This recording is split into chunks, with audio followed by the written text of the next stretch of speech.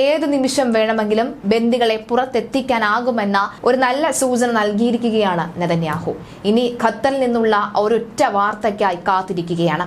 ഹമാസിന്റെ പ്രതികരണം ലഭ്യമായില്ല എന്നും അതേസമയം ഖത്തറിൽ നിന്നുള്ള സുപ്രധാന വാർത്ത ഉടൻ ലഭ്യമാകുമെന്നുമാണ് ഇസ്രായേൽ ഉദ്യോഗസ്ഥരെ ഉദ്ധരിച്ച മാധ്യമങ്ങൾ റിപ്പോർട്ട് ചെയ്യുന്നത്.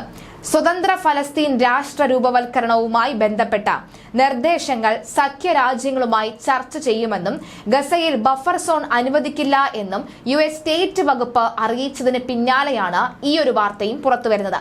ചെങ്കടലിൽ ഹൂതികൾ ഉയർത്തിയ ഭീഷണിയെ തുടർന്ന് യൂറോപ്യൻ രാജ്യങ്ങളിൽ ഡീസൽ വിലയിൽ വർധനവും ഉണ്ടായി. ആഭ്യന്തര സമ്മർദ്ദം മുറുകിയതോടുകൂടി ബന്ദിമോചന ചർച്ചയ്ക്ക് മുൻകൈയെടുത്ത് ഇസ്രായേൽ പ്രധാനമന്ത്രി ബെഞ്ചമിൻ നെതന്യാഹു ആണ് രംഗത്തെത്തിയത്. യുദ്ധം നിർത്തില്ല എന്നും ഫലസ്തീൻ തടവുകാരെ കൂടുതലായി വിട്ടയക്കില്ല എന്നുമുള്ള നിലപാട് നെതന്യാഹു തിരുത്തുകയും ചെയ്തു. ഇന്നലെ ബന്ദികളുടെ ബന്ധുക്കളുമായി നടത്തിയ ചർച്ചയിൽ വെടിനിർത്തൽ കരാറിൽ താൻ ഒപ്പുവെക്കുമെന്ന് നെതന്യാഹു അറിയിച്ചതായാണ് ഇസ്രായേൽ മാധ്യമങ്ങൾ റിപ്പോർട്ട് ചെയ്യുന്നത്. ഘട്ടം ഘട്ടമായി എല്ലാ ബന്ദികളെയും തിരിച്ചെത്തിക്കും എന്നാണ് നെതന്യാഹു ബന്ധുക്കളെ അറിയിച്ചിട്ടുള്ളത്. ഹമാസിന്റെ തീരുമാനം എന്തെന്ന് വ്യക്തമല്ല എന്നും അതേസമയം ഖത്തറിൽ നിന്ന് അനുകൂല പ്രതികരണം ഉടൻ ലഭിക്കുമെന്നും ഇസ്രായേൽ ഉദ്യോഗസ്ഥരെ ഉദ്ധരിച്ച് മാധ്യമങ്ങൾ തന്നെ റിപ്പോർട്ട് ചെയ്യുന്നു.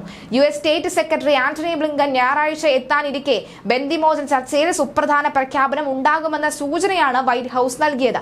ദീർഘകാല വെടിനിർത്തൽ കരാറാണ് തങ്ങൾ ആഗ്രഹിക്കുന്നത് എന്നാണ് വൈറ്റ് ഹൌസ് പ്രതികരിച്ചത്.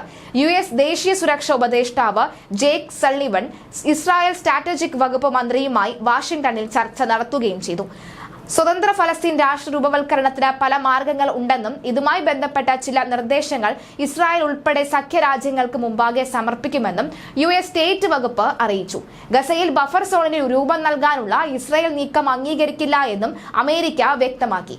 ഗസയിൽ ആക്രമണം ശക്തമാക്കിയ ഇസ്രായേൽ കൊടും ക്രൂരതകൾ തുടരുകയാണ്. അതേസമയം ഗസയിൽ ആക്രമണം ശക്തമായി തന്നെ തുടരുകയാണ്. ഇരു രാജ്യങ്ങളും വലിയ രീതിയിൽ തന്നെയാണ് ആക്രമണം അഴിച്ചുവിടുന്നത്.